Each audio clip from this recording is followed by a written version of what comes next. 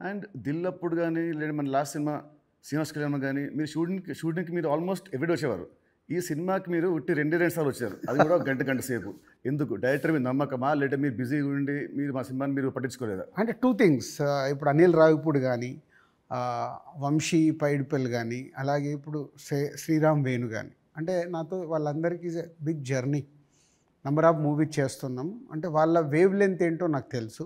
So తెలిసినప్పుడు నేను వాళ్ళ దాంట్లో నేను ఇంటర్ఫియర్ కాను. సో నాకు కథ దగ్గర అనిపించింది చెప్తాను, ఎడిటింగ్ రూమ్లో అనిపించిందే చెప్తాను. నాకు ఇలా అనిపిస్తుంది, మీరు చూసుకోండి, ఇలా చెయ్యండి అని నేను చెప్పను వాళ్ళకు. ఎందుకంటే వాళ్ళకి నాకు క్వశ్చన్ వేస్తే దే విల్ అండర్స్టూడ్, అంటే నేను ఏం ఫీల్ అవుతున్నాను ప్రేక్షకుల్లాగా. కొంతమంది దర్శకులతో ఇలా నాకు సింక్ అవుతుంది, అలా సింక్ అయిన వాళ్ళే వీళ్ళు. అందుకే వీళ్ళతో నంబర్ ఆఫ్ సినిమాలు చేసినా వాళ్ళు అది అవుట్పుట్ తెచ్చుకోవడానికి వాళ్ళే ఎక్కువ కష్టపడతారు, ఎందుకంటే వాళ్ళకు రిజల్ట్ కావాల్సిందే కదా.